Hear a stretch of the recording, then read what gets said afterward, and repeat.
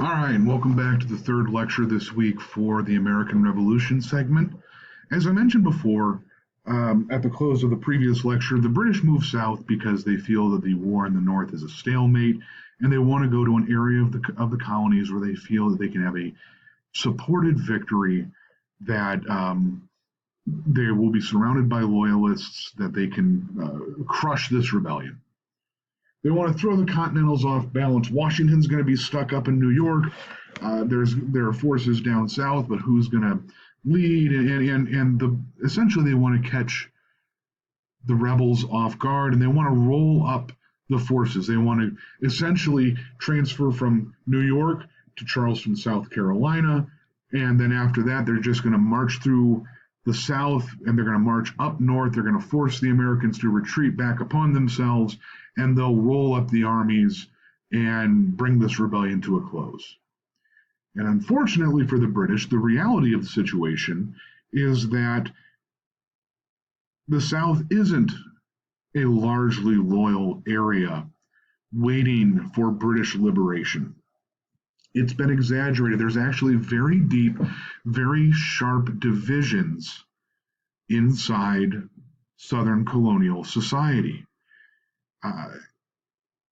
In the North, generally the wealthy had been opposed to the revolution. The wealthy merchants and traders who had made money off of the seas controlled by the British, they had supported the British cause. It was the poor rabble-rousers who were causing all of these problems. And in the South, what we find is almost the exact opposite.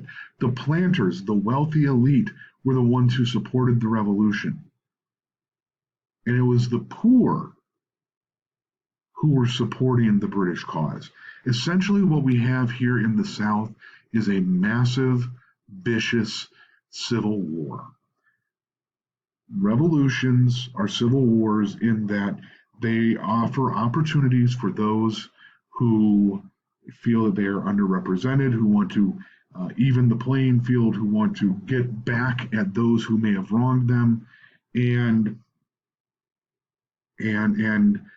they open the door towards violence against other people that you are arguing with. The British control the ports. They don't control much outside of the ports. Outside of the ports is where people are burning other people's plantations. The poor are attacking the rich are attacking the rich, and loyalists are attacking patriots, and we have a massive, confused, bloody situation on our hands.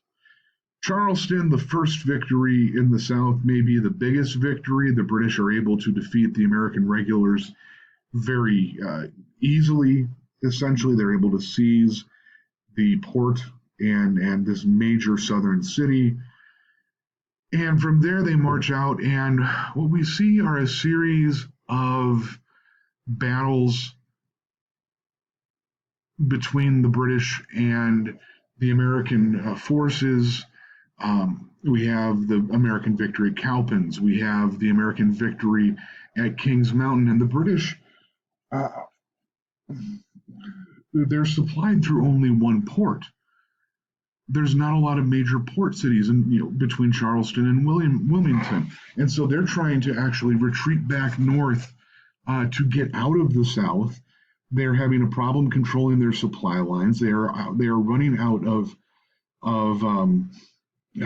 supplies at times, and it's a very vicious, hard situation. And ultimately, what happens is the British are forced into the town of Yorktown, Virginia, on the James River Peninsula. They are surrounded by water. They are easily corked into this bottle. It had been hoped that if the British could get to Yorktown, that they could get resupplied by the British fleet. They could restart their campaign. And what happens is the French get into the area more quickly than expected, and they bottle the British fleet up into the harbor at Yorktown. Yorktown is on a peninsula, means it's either surrounded by water, there's a very narrow neck of land that they can that they can operate off of to march out of the city, and that narrow neck of land is is as fast as humanly possible turned into one rebellious fortification. So the Southern campaigns are an attempt to change the face of the war, and what they really unleash is a bloody civil war in the South, fighting a very personal war that turns ugly very quickly. Honestly, one of my favorite battles to talk about in this period is the Battle of Cowpens, or how to beat the British at their own game. Cowpens is in South Carolina. If we go back to the map here, you can see it. It's up here. It's in the South Carolina high country. It's in the mountainous, rugged terrain, not the good, flat, fertile planting areas that are so easily accessible to ports. This is in rugged territory, and what the Americans try to do is the Americans are purposely fighting a withdrawing action. The Americans look at the British Army. Again, we know we're not going to be able to beat them on a regular stand-up fight, so let's retreat and fight where we can. And Daniel Morgan is one of the generals in charge in the South, and what he does is he sees this territory at the Battle of Cowpens, where he can use his terrain and British expectations to his advantage. On the left here, this is the first part of the Battle of Cowpens, and we have this belief, thanks to Lexington and Concord, and I said this in the previous lecture, of Americans fighting Indian style, as they called it, Americans shooting from the woods, Americans fighting this defensive battle heroically against the British aggressor in its regular ranks. And that really never plays out well. It only happens at the battles of Lexington and Concord, really. By and large, through the vast majority of the war, the militia, the state organizations, the county organizations that come together in order to fight the battles of the Revolution and protect their home territory, honestly suck on the battlefield. The militia cannot be trusted. It cannot be counted upon. The militia doesn't have a good cohesion. They're not very well trained. They retreat at the drop of a hat. And so they've been the scourge of the American military forces until the Battle of Cowpens in 1781. The British are pushing the Americans, and Morgan takes a look at this field, and he looks at the terrain and he goes, "We have a way here to beat the British by surprising them." So the British are here in red, the Americans are blue, and what Morgan says is he lines his militia forces here. He puts them at the very front. He puts them at the base of this hill, and there's a pass to the left and a pass to the right, and he tells the militia, you have to hold, but you only have to hold for 2 shots. That the British are going to come at you, and the British are going to count on you running. If you can stand and fire your guns twice, then you can retreat. I need you to be brave for 15 minutes. And so that's what happens. The British here are advancing towards the Americans, and the Americans, the militia, fire twice. They fire towards the British twice, and all of a sudden, the American militia dissolves. They are ordered to run. Morgan knows that the militia can't be counted on. He tells the militia to retreat and to retreat on the run. And so the American militia withdraw off to the side, and they go back, not just behind the first hill, they go back behind the second hill. There's a line of militia here on the crest. They're going to go back on the reverse side of the crest where they cannot be seen, and the British see the Americans running, and they know they've got them beat. They know that they can maybe end this right now. They're going to destroy the American forces here at this place called Cowpens, and all we have to do is charge into them. And so the British level their bayonets. They level their rifles. They charge into these Americans. And the thing that they don't realize is that Morgan had ordered his men to retreat, and that on the backside of these hills, on the backside of one hill was his cavalry force. On the backside of another, of the first hill, were the regulars. The American Continental Line, the trained and well-disciplined American infantry, and what they do is they are waiting on the opposite side of that crest. And as soon as the militia clear their front, as soon as the militia run around them, the American Continental Line march forward. And they are a solid wall of blue and red. And they have got loaded muskets and fixed bayonets. And the British are not expecting them. The British are running full bore. When you make a charge, you lose battlefield discipline. Men are running. They are unable to maintain their ranks. The British forces have lost integrity. And all of a sudden, they are faced by a massive field of American Continental Line. And the Continental Line fire point blank into their faces. And they rout the British. Morgan has used the proclivities of his militia and how the British understood the militia against them. And he destroys the British engaged at Cowpens. The counterattack is successful, and we have this very, very decisive victory in South Carolina. But that doesn't end the war. We retreat. We keep going backwards. And we have, as we've described before, the British bottled up at Yorktown.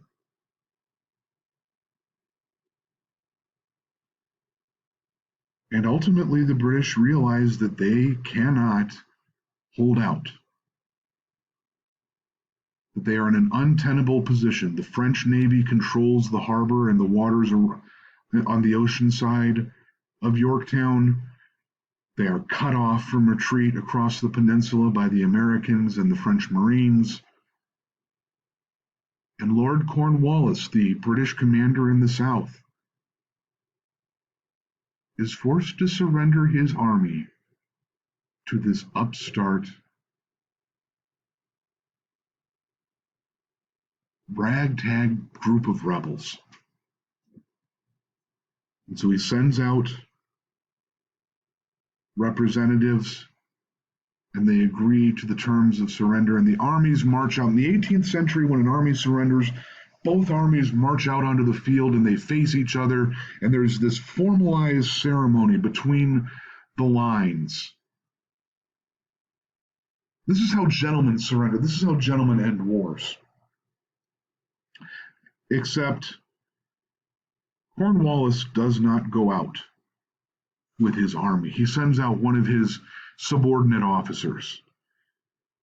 And Washington and his men, his junior officers, meet the British officer corps between the lines, and Cornwallis's subordinate tries to get one last tweak of the nose, one last snub of Washington by having this junior officer surrender the army to Washington. Washington is not even worth Cornwallis's time. It is a way of removing all honor from the victory. It is a way of tainting this victory.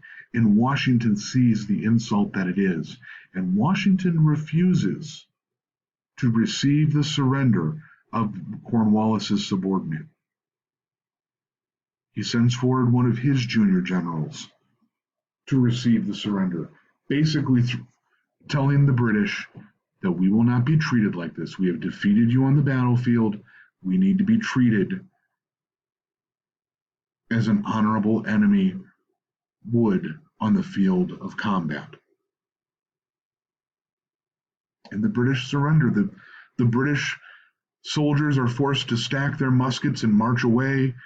They are allowed to get on ships. As they're marching through the surrender ceremony, a British fifer plays "The World Turned Upside Down," and perhaps that might be one of the better descriptors of that moment. Here, this small band of rebels have defeated the greatest military of the European continent. Independence isn't assured at this moment. Things still need to be negotiated with the Treaty of Paris to end the war, but the world has turned upside down. The British Army has been defeated. So what happens now? Honestly, both militaries get on boats and they go back up to New York. The British have been defeated in the South. Their forces, it's shorter, it's easier for them to get back to their duty assignments in England or to their Canadian bases out of New York City, out of that major harbor.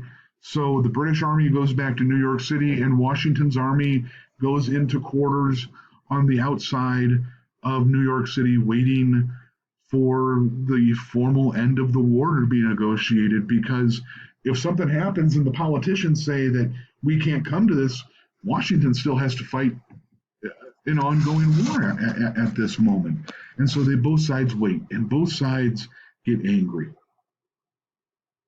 Actually, the Americans get angry. The British just want to go home. They're bored. They're done. You guys can have the North American continent. But what happens next is a very, very interesting moment. Washington secures the future of the nation, not with his military, but with a set of eyeglasses.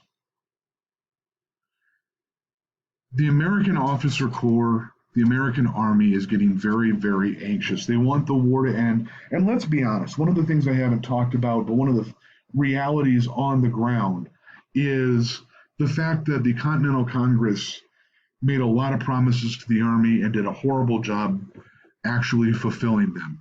By and large, pardon me, that's my email. By and large, the Congress has failed to regularly feed the army. They have they have failed to regularly pay the army. The officers are very, very upset. And the men are upset too. They just want to go home. They're sitting in New York State, la-di-da. And we start seeing the officer corps murmuring amongst themselves. We're not getting paid. What's going to happen to us? Why aren't we home? When is this war going to end? What's going to happen to us? I've gone broke fighting this war because Washington hasn't gotten paid, and he's set this precedent for his other officers because they now have to supply and uniform themselves as a gentleman would, even if they couldn't afford it or not. And so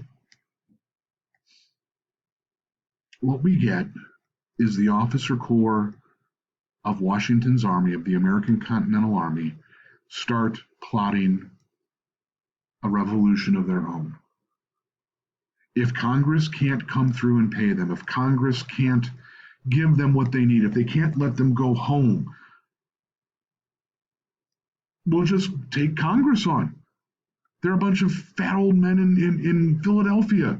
We'll march the army on Philadelphia and we'll get what we want. And Washington hears about this, and he knows that this is the moment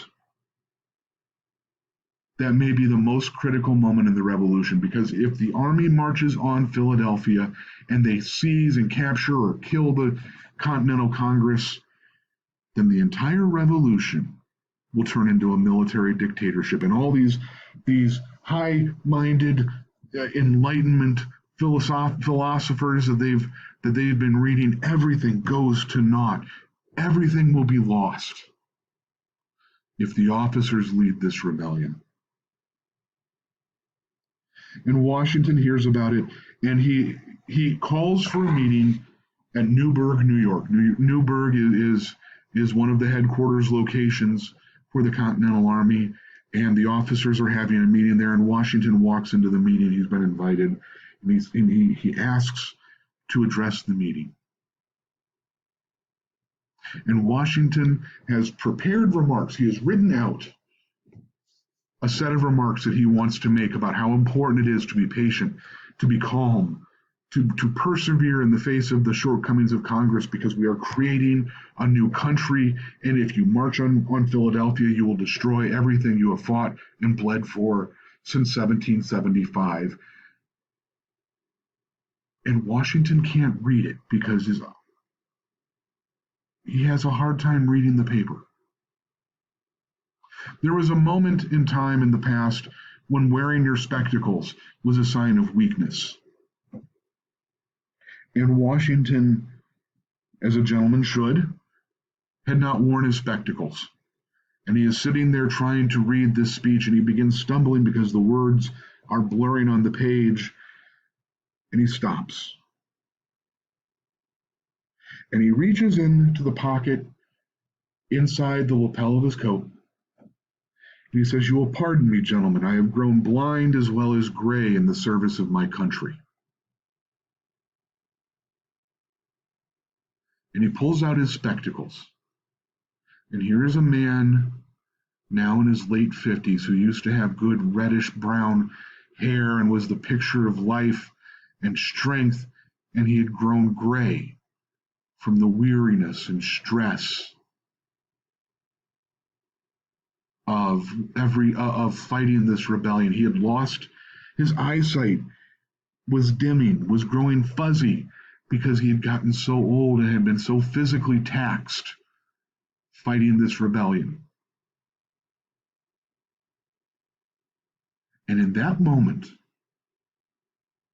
almost the entire officer corps of the Army of the United States assembled in that cabin room in Newburgh breaks down in tears because they see the physical and psychological sacrifices that Washington has made leading them, and he has made them without a peep. He has not complained once. He has never shown weakness in front of his men. And here he is showing the greatest weakness, the weakness of age, in front of his soldiers. And he crushes the Newburgh Conspiracy with a set of eyeglasses. The Treaty of Paris will be signed, the war will end, the British will go home, and we will have to figure out what do we do next. But I want to leave you with this question. I want to ask you to consider this, and consider this through the rest of your course, and I want you to consider this maybe on and off for the rest of your life. When does the American Revolution end? The Revolution is a fight to create a better nation, a nation in many ways from scratch, built on the traditions of other nations, the traditions of religion, the traditions of physical custom. But when does it end? Does the American Revolution end at Newburgh, where Washington's officers cry and give up the thought of crushing rebellion against the Congress because an old man puts on a pair of glasses? Does the American Revolution end when Washington, later that year, walks in full dress uniform into the full assembly of the American Congress? It's no longer the Continental Congress, now it's the American Congress. And this man who had beaten the greatest military on the face of the earth, a man who could make himself king at the snap of a finger, takes his sword off and presents it to the President of Congress. He walks away from his army. He walks away from the thousands of men who have followed him since 1776 and would follow him probably into the gates of hell. And he gives them away. He surrenders control of the army and goes back to a farm in Virginia. Is that when the revolution ends? Does the revolution end in the first time we have a democratic election that sees a complete shift in power away from one political party to the other, and not one single person is killed? There are so many moments to consider for when the American Revolution ends, and I'll ask you that again at the end of the course. But please think about that. Thank you very much for listening this week. I hope everybody has a great day, and I will see you next time when we talk about securing the Republic.